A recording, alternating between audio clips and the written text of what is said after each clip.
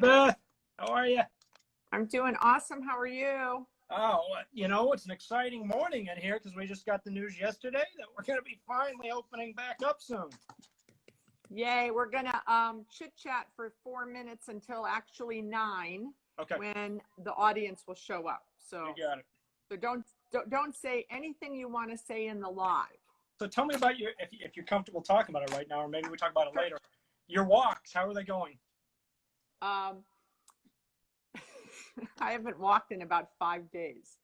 But I was up to the last time I walked, I thought I was doing like 6 miles. And when I got home, I saw that it was like 4.2. So I was bummed because I took a new path. Yeah. And it seemed like it was so much longer than my typical path I was doing. But as you know, 4 miles for me is pretty, Awesome. it's a awesome. Long way. It's a long way. It is because, I had my car in the shop and I walked from Pep Boys back to my place. So from Sunrise over to, where I live. And I think I didn't check the mileage, but I think it was around 4. That was a great walk.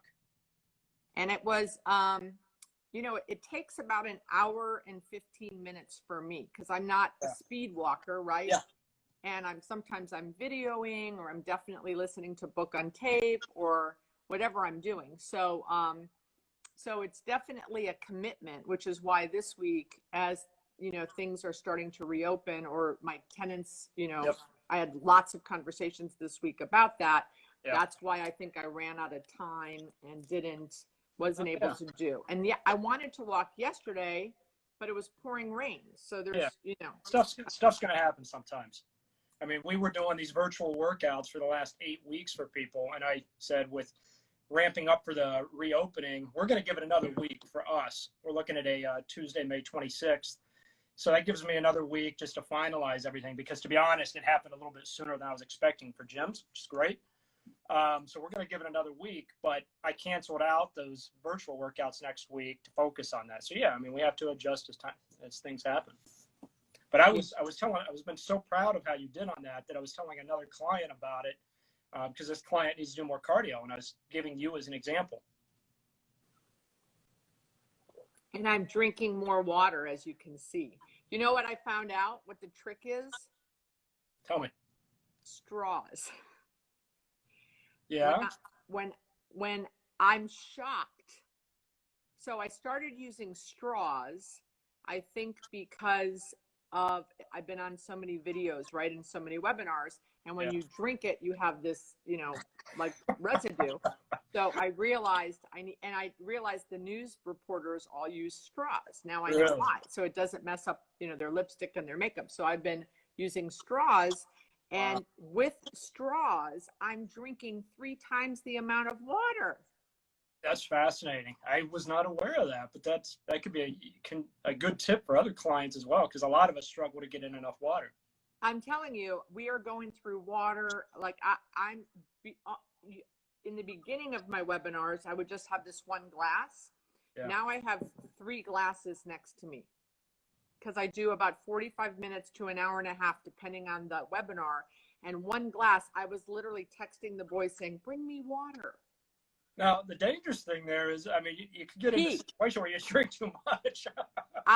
Which I have to be careful with sometimes, even at my age. On one webinar, I had to say to everyone, thank God I had a panel.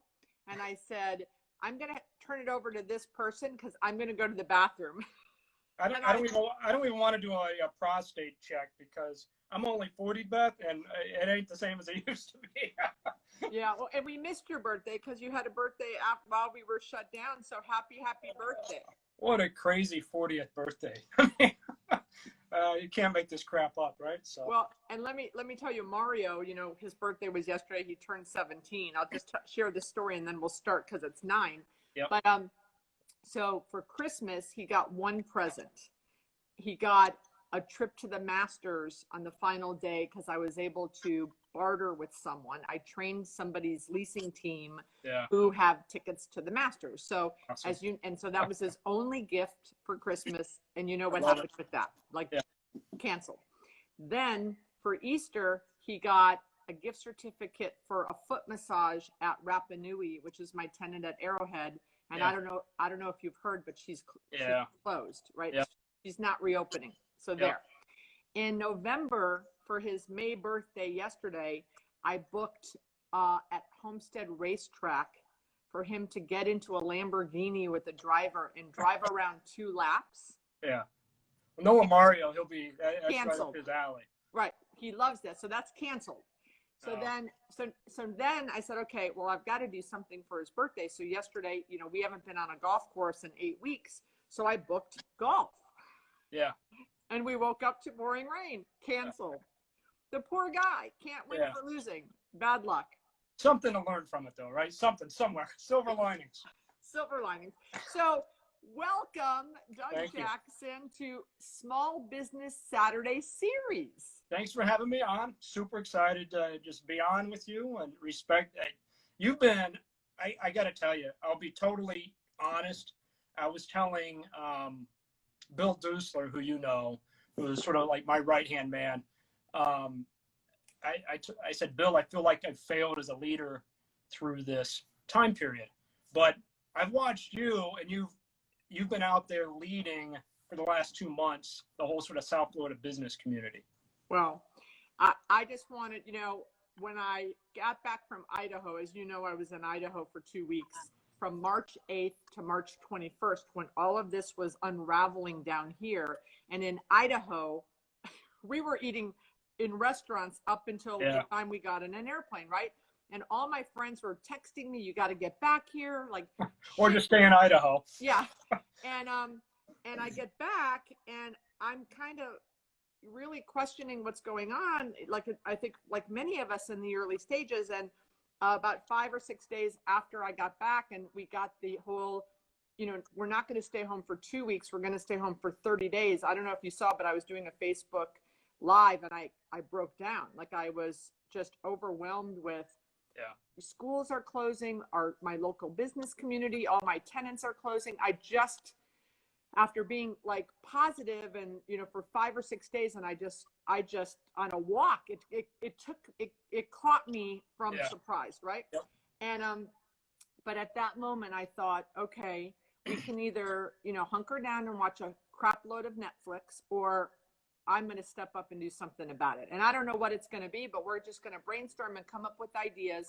Yeah. And this was one of the ideas where I said, my tenants and my local, South Florida businesses could use some exposure during this time.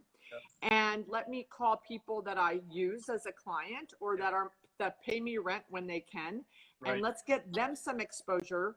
And if I can create better, stronger relationships with the small business community, that benefits me too as a landlord. Yep. Yeah. We actually signed a lease yesterday with someone I did an interview with 3 weeks ago. Sure. Yeah. So it's great. So so let me introduce you officially. And by the way, do you see this? Nice. I love it. Personal fitness advantage, baby. I usually wear red shirts, but today I have to wear right. So welcome to Doug Jackson. So Doug Jackson has been my personal trainer. Do you believe it'll be 7 years in November? The years have flown. So I'm also wearing this shirt so you can't see how much of the COVID-19 I have. Yeah, that's a big shirt. Yeah. I noticed it on my kids. So Doug Jackson owns Personal Fitness Advantage, right? Personal? Yep, Personal Fitness Advantage. And tell us about where you're located. I'd love for you, I know you've got this on your phone. I'd love for you at some point during our interview to show the studio. Yeah. Absolutely. Okay. And just talk about where you are, who's your clients, just tell us about your business and where you're located. Absolutely. So again, thanks for having me on. So we are on the west side of Plantation, so the west side of Broward County, and we serve a clientele that's mostly Plantation, Davie, Weston, which again are those western Broward suburbs. And we're a personal training company, and we have a very private 1,500 square foot personal training studio, and generally work with over 50 clientele. Me. Yeah. From my personal clients, about 2/3 of them are doctors. So it's been interesting talking to them through this whole pandemic. And some of them, I have one ER doc, and I get to hear the scary stories from her, which help me remember that although a lot of us are doing okay through this, that there are people that are suffering. So I think what I've tried to do to keep, from a business standpoint, to keep my mind and decisions in a balanced manner, as I've tried to talk to different people on different angles, different sides of this to get a complete picture. And then I have another one who's doing telemedicine, and is the one that sometimes has to send the people into the hospitals. Say, hey, look, you don't sound good, you need to go. So that's been interesting. But we deal with mostly over 50 clientele, mostly one-on-one personal training. And that back when I was 19, 20 years old, I wanted to be the best personal trainer I could be. It's been 20 years now, and I sort of had a myopic, very laser focused vision of that, and it's worked out pretty well. How many clients does this, so how many trainers do you have? So we have 4 trainers right now, and we have about 80 clients at the studio. Great. And then besides personal training, you have done small groups in the past, which I've participated both with one-on-ones with you and small groups. Would you see that continuing, or do you not know yet? We're going to put it on hiatus right now. We're starting with one-on-one. Listen, we ultimately, I think, whether it's now or 3 months from now or 6 months from now, we're going to be on sort of the cautious side of the spectrum. It's just who we are. And part of that ties back into who our clientele is. And we don't deal with, our clientele isn't 25 years old. Our average client might be 60 and different health issues. So they do have, we just know scientifically they have a little bit more risk. So we have to be more careful. And one of the things we're going to do is limit the groups to begin with. And I think the majority of your business, like you said, has been one-on-ones. And the only reason you've done the groups in the past was like to get like a, like I join a group sometimes with a mother, daughter, and son-in-law. So it's more of a, so it was a social thing versus I've been doing 3 to 4 times a week personal training with you. I think I started one time a week, then I grew to 2 times a week. Yeah. And then recently it's been 3. Like over the last 2 years, you've sort of taken off. Yeah. Well, as you get older and you start getting more creaks, you think, okay, you got to take care of your body, right? Your body is your temple. Yeah. So you're in Plantation. How long have you been in this location? 11 years. Hard to believe, but it doesn't feel like 11 years. I feel like I'm a rookie, not rookie, but I feel like we're still a startup business. But 11 years. That's great. And when are your peak times? I mean, I think I'm going to guess what they are, but tell us. So our peak times are a little bit different than your average facility because of our demographics. So our busiest time is going to be morning and evening, but where we're a little bit different than the average facility is your average health club is really busy in the morning and then drops down to nothing and then really busy in the evening. And we're a little bit more nuanced. So yes, we're busy in the morning and evening, but we have a steady flow throughout the day because we're dealing with that older clientele, whether it's a 55-year-old that's semi-retired or a 75-year-old retiree. We have more clients that are not working than or people that have the flexibility in their schedules, right. A lot of business owners and so forth. So we're really busy throughout the day and somewhat of a more even pattern than most gyms. Yeah. And I mean, like me, I think I usually, I can fluctuate. If I have a busy travel schedule, you're so flexible with me. So I could be doing my typical 8 o'clock 3 mornings a week, but then sometimes I'll come in at 2 or 11 or, you're very flexible. And if you have an opening, which is great because I can leave the office and go see you in the middle of the day. It's part of the business. Trainers, they get busy. That's just what they understand the business is. The trainers I've dealt with that struggle to get busy are the ones that want to fight that process. But we're a personalized business, and part of that personalization is being able to adapt to people's schedules. Awesome. Can we go back a little bit early on in your 40 years? Sure. Where do you want to go? Okay. So when you were growing up, the Doug at 8 or 9 years old. Yeah. You remember that? I mean, that's I was in West Virginia, West by God, Virginia. All right. There you go. Were you an entrepreneur? Did you do entrepreneurial things? There was a little bit of that. It was baseball cards. And I was an obsessive baseball card owner. And then a couple of years into it, I enjoyed the process of selling them. So that was my first business. And I do think that was sort of the first signs of any sort of entrepreneurship. And your dad, I know, worked for Wendy's. My dad's a finance guy. I did not grow up with small business. I grew up in corporate. Right? Yeah, yeah. And I'm just the stubborn, the stubborn child that had to do it my own way.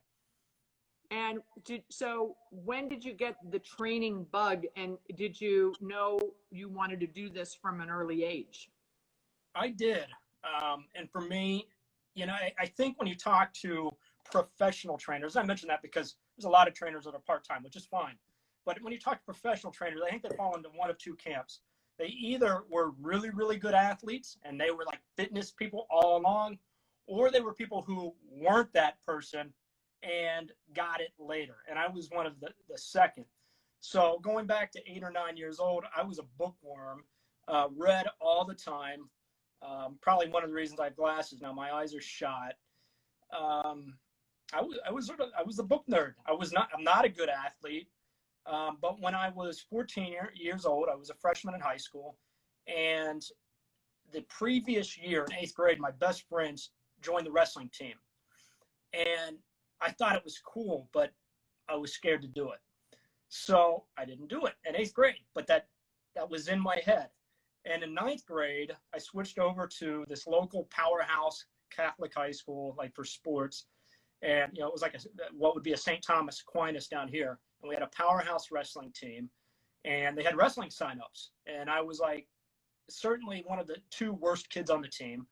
And everybody that knew me thought I was a little delusional because nobody thought I was a wrestler.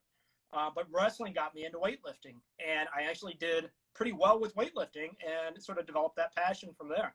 So by the time I was 18 or 19, I saw what fitness and strength training did for me. And then, I was a disciple and I was going to go preach the message. And then, so where did you go to school? Bowling Green State University. I was lucky enough to have a lot of family support and be able to go to school. I acknowledge that not everybody has that. So I did 4 years there. The beginning of my junior year, I had an awesome opportunity to help the university relaunch a hugely upgraded personal training program for the university. And the success of that program basically gave me access to a master's degree, or the opportunity to earn a master's degree. So I did a master's degree from there. Halfway through my master's degree, I left my assistantship, opened my own business, finished my master's degree as I was starting Personal Fitness Advantage way back in 2003. Wow.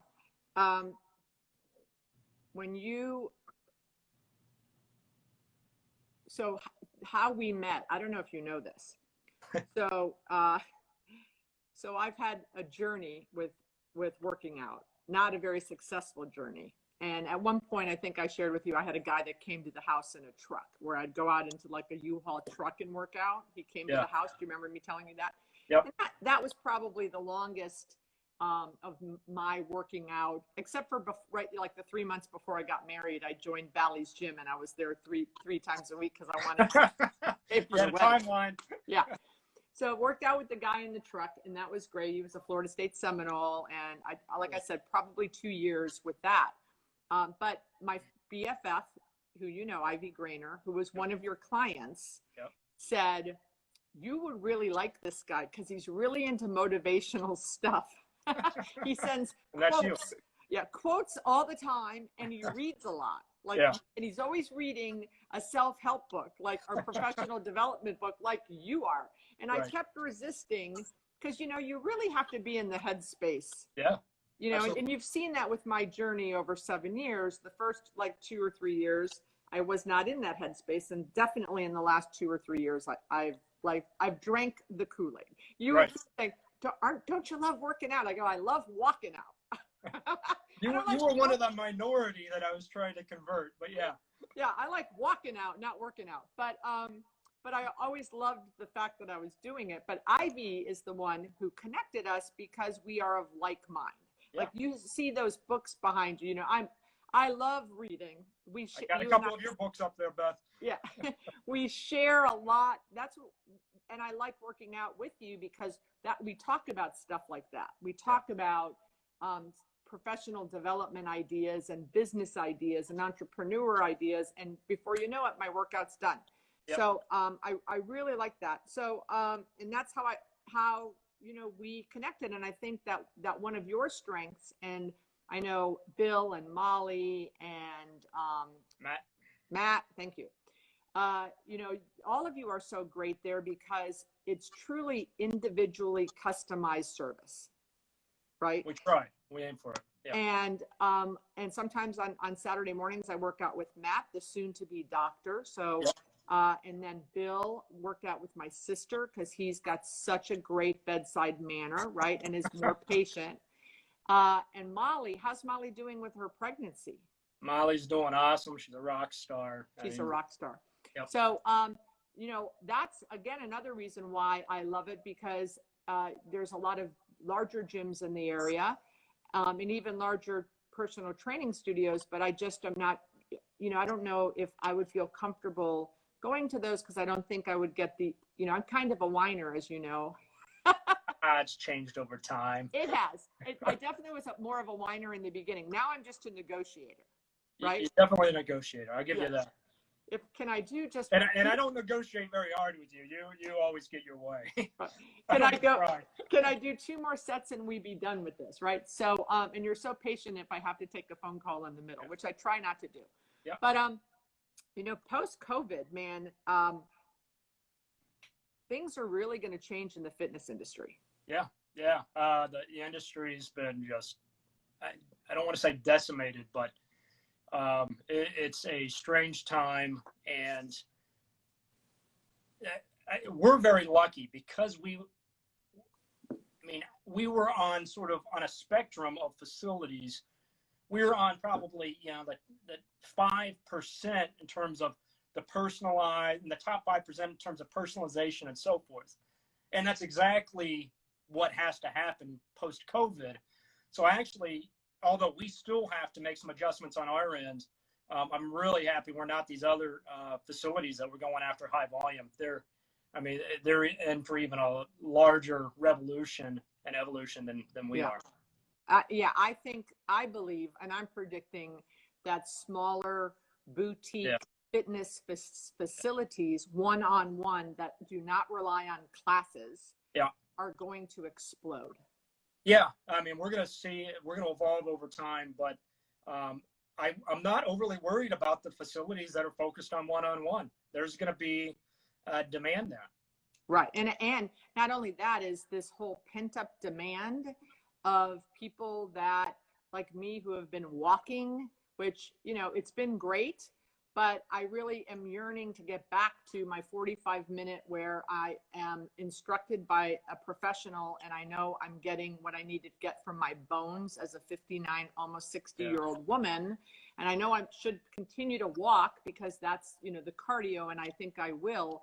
But there's this huge pent-up demand. So I think for the one-on-one studios, as long as the cleaning and sanitizing and you're following those rules, I'm thinking you're going to have to hire more, one-on-one trainers, and if you can fit more hours in the day, because you are going to have to be careful with how many people in the studio. Yeah. So actually, I think that's going to be the bigger issue. Is I think the demand's going to be there. It's still going to be very hard to fulfill, even the demand. And you know what happens when there's more demand than supply, right? I do. That's something that, listen, and not for me though. Keep my prices the same. Well, listen, I saw what you posted on Facebook this morning talking about all these requirements. And the first thing that went through my head is all of that costs a tremendous amount of money to operate. So I think the businesses at some point are going to have to raise prices, unfortunately, 100%. Just to make ends meet. No, you're going to have to. I just, 184-page report for anyone that wants to see the report. I have posted it on Facebook and LinkedIn. It's for Miami-Dade, but I only got through 26 pages, Doug, and I was getting nauseous. Yeah. And I only posted the things in like highlights of the first 26 pages. And again, make no mistake, I am so happy we're opening. Yeah. Like, I'm not complaining, right? Yep. And I as a small business owner, I'm not complaining, but some of the things in there were shocking to me. No valet. I can't, just that alone, I have to process and think about, like, no valet parking anywhere in Dade County. Like, that's hugely impactful on many businesses. Not just think about the poor valet companies. Right. Oh my gosh. Right. So I had to stop reading at page 26 and said, okay, here is the link if you want to read it. I gave them a warning because it's how about the restaurants having to sanitize tables and chairs every 60 minutes? Like, you're good. I said part of the 40 million of unemployed are going to come back as cleaners and sanitizer people. There's going to be companies. And there was another thing I did in post that I read also that said that Dade County is suggesting that small businesses have monthly audits on cleanliness by third-party companies. So there will be new companies coming out of this. I had somebody draft up some recommendations or suggestions for things we could do on opening, because I had other responsibilities I had to look at, so I asked somebody else to put some stuff together for me. And some of the stuff they put together, sounds great, but I'm like, all of that costs money. Right. So, it's not, I understand why you have some businesses closing even when they may not have to, because they're just like, it's not even worth it. What do you think about, a lot of people have been working out at home, and some maybe have created home gyms. Like, I certainly, I did not. I was sort of disappointed, Beth. But you did awesome with the walking to make up for it. I did, and even though, like, the minute you started doing your 6:30 20-minute virtual workouts, I followed along. I think I will be completely honest with you. Well, I saw who was following the video. So I did the exercises twice. Yeah. But I always logged in and said, "Hi, Doug," and followed you. And sometimes I would listen. Yeah. And I always had my intention was always to go back and watch it later and do it. Yep.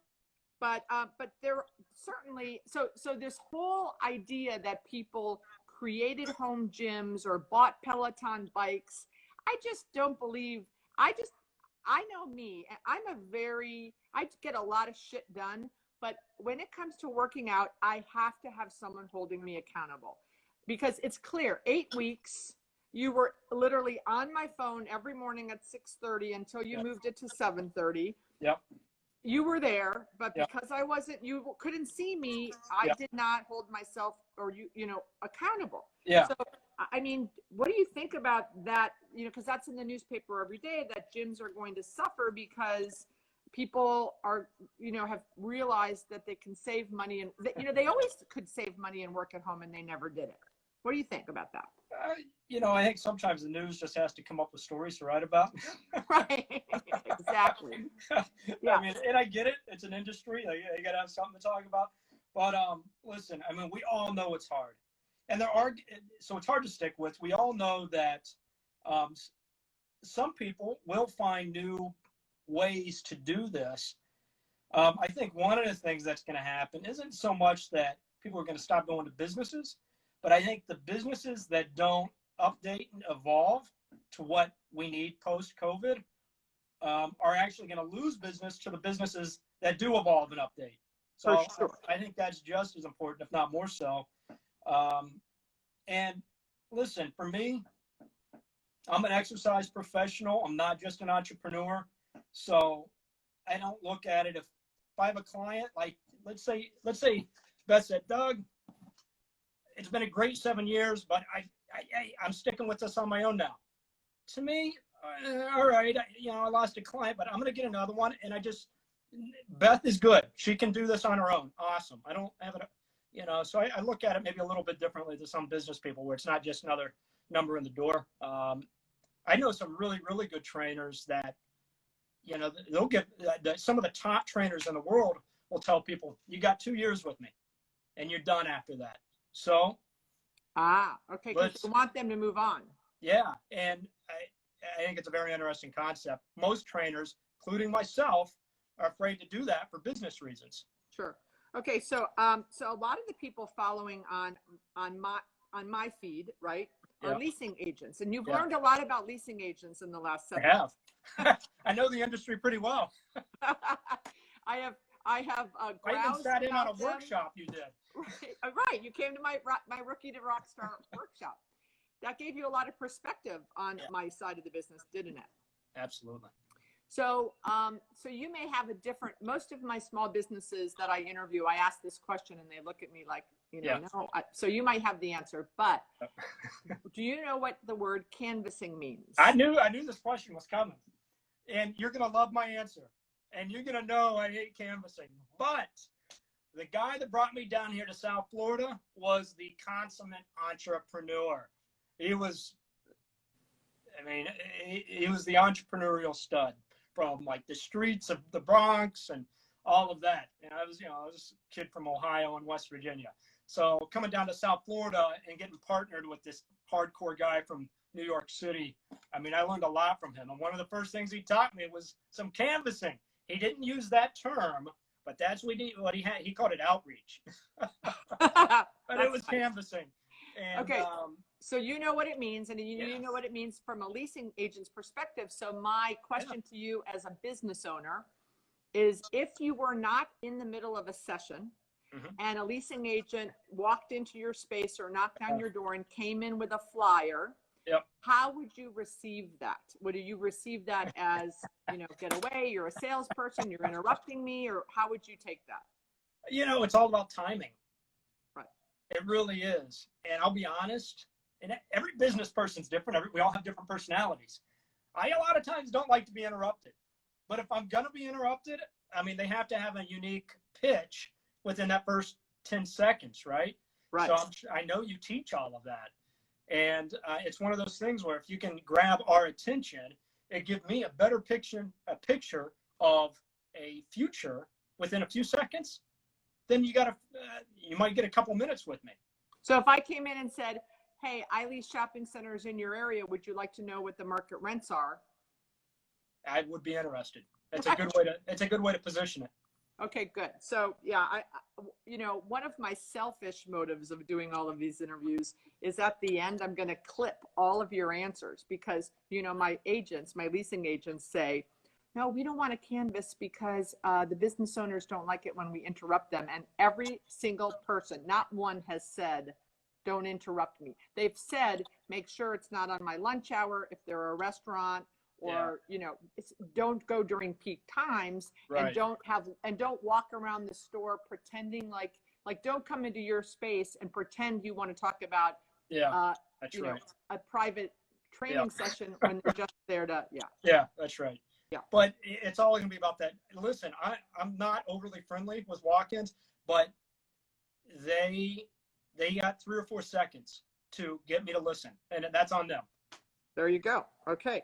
All right. So few last questions. It's been so awesome. So you're saying I can come back to train next Monday? Is that what you're saying? So we are aiming for a Tuesday, May 26th open. So that's my usual day. So are you going? That's why I did it. So get her back in there. I've seen she's raised the COVID-19. She's gained the COVID-19. So here's going to be our challenge as a facility. To start with, we're only having one trainer and one client in at a time. Right. So we're going to be sending out an email probably no later than Tuesday. We've already announced that we're going to be opening. We announced yesterday that Tuesday, the 26th, will be our open, what we call it soft open. But even during the soft open, it is only one trainer and one client at a time. So it's not like the revenue streams really aren't turning back on. It's going to be very slow, which is okay. That'll allow us to work out the kinks. But we're only starting with one trainer and one client. because of that, as you know, there's plenty of times during the peak times in the mornings, we have 2 trainers, 2 clients in. We're going to have a lot of, we're going to be asking a lot of people to be flexible to make this work for everybody's safety. And some people will still be able to keep the spot they already had just based on luck.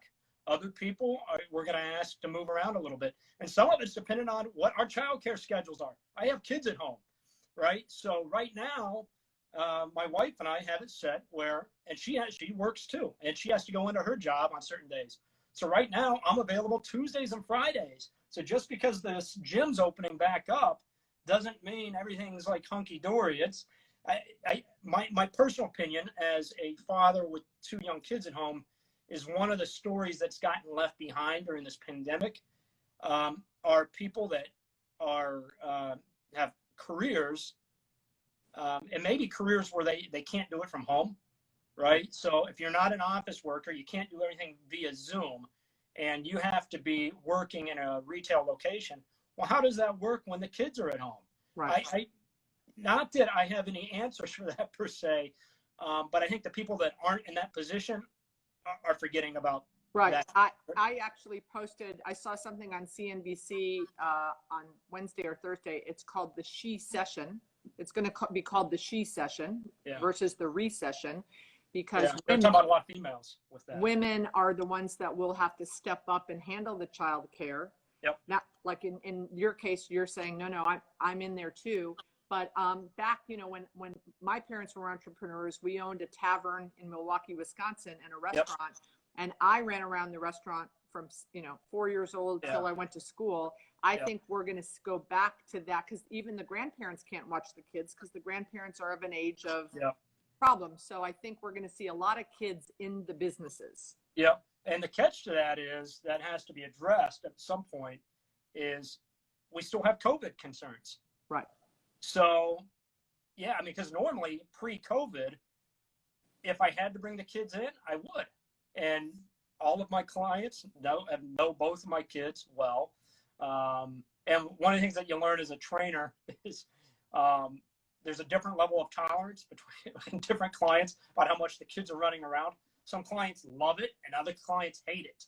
Right. The catch here in this situation is it's the clients that love it that are probably going to have the first dibs on coming back in, or I'm going to say, hey, look, kids are in. There's nothing I can do about it. So if that's going to bother somebody, it's going to be somebody else who gets that appointment time. Wow. So, and by the way, just from I'm curious as to how many clients have already called saying before you answer that, you can put me whatever time. If you need to put me at 1 o'clock in the afternoon. I appreciate that. And it's going to make it work for you too, because when you tell me that, it basically guarantees I'm going to have appointment times for you. Right. So I don't need my 8 o'clock spot, because my schedule's flexible. So feel free. But how many people have called saying, I need to come in? Like, what percentage? 50, 80, 20? I would say 80% of our one-on-one training clients. Awesome. Yeah. Okay. Group training would be lower, but we're not doing groups right now anyway. Right. Okay. So I've got 2 more questions, I think. Biggest lesson learned from COVID? You told me to think about this one. I think it just has to be flexibility. I mean, honestly, it's required flexibility of all of us. I think but beyond that, if we were to go a little bit deeper, because we all had to be flexible now, but the question is, do we just go back to status quo after COVID? And I think we'd be better off if we found what new processes and habits and behaviors did we start during COVID that we can continue successfully post-COVID. Very interesting. It's so interesting. I mean, it's so interesting. The stories I have that I've learned, our favorite sub guy at Shops of Arrowhead, I've introduced you. Yeah. A year ago, I came back from a conference and went to him and said, you are very successful.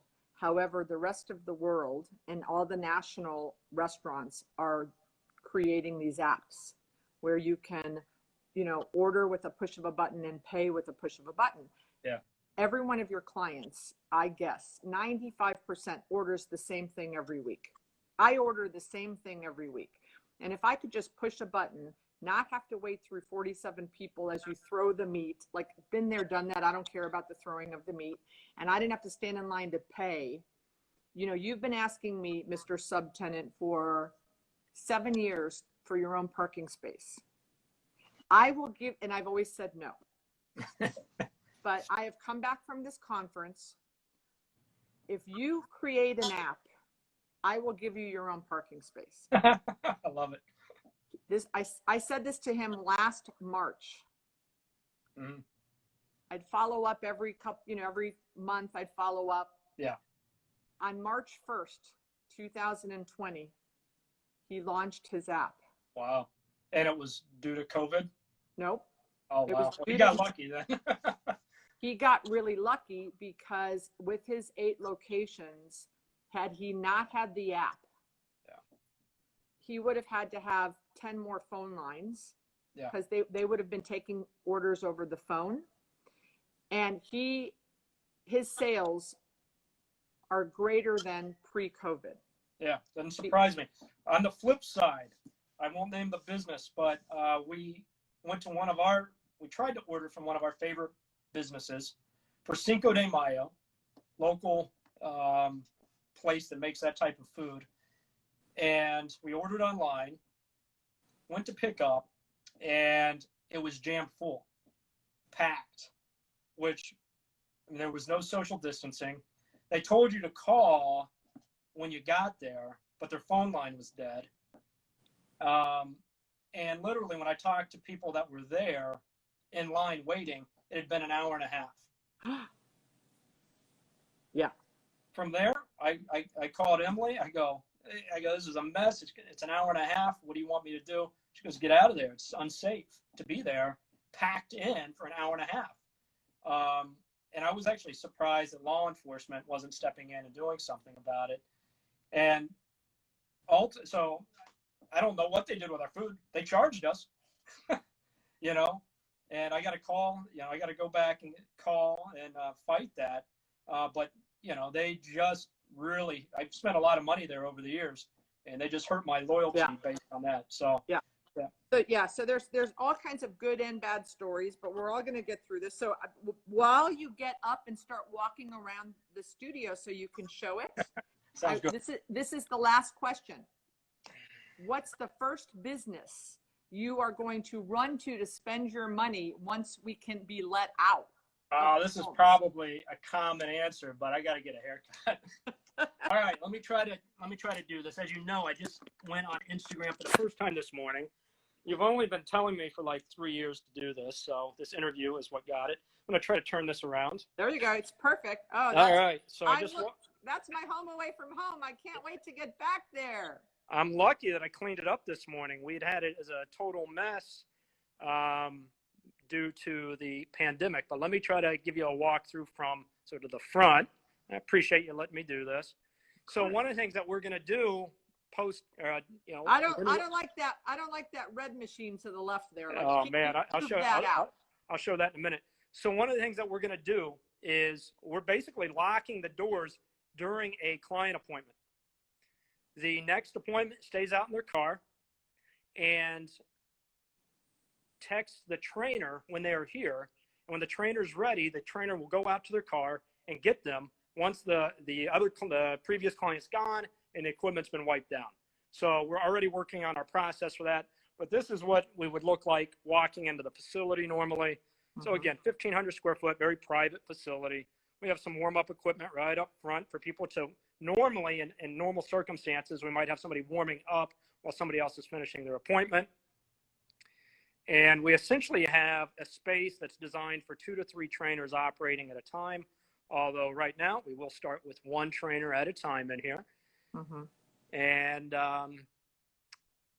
this is it. It's just this is a sort of a normal, high-end, scientifically based personal training studio. I'm like getting all weepy just looking at it. I miss it so much. Yeah. So, but hey, a couple weeks from now, you'll be back in here. It'll be good. So. Awesome. All right. So, Doug Jackson, are you going to come back? There you go. So thank you so much. Before I leave, I want to let the audience know. So a couple things for any audience that you have joining us.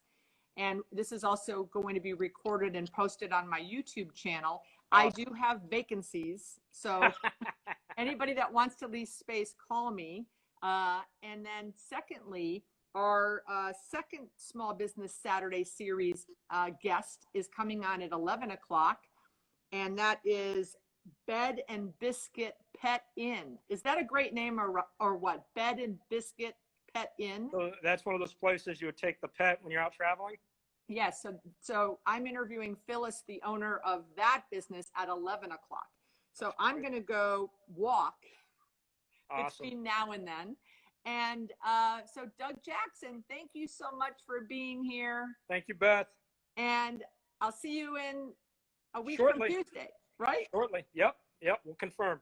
All right. Thanks Bye-bye. so much, Beth. Bye-bye.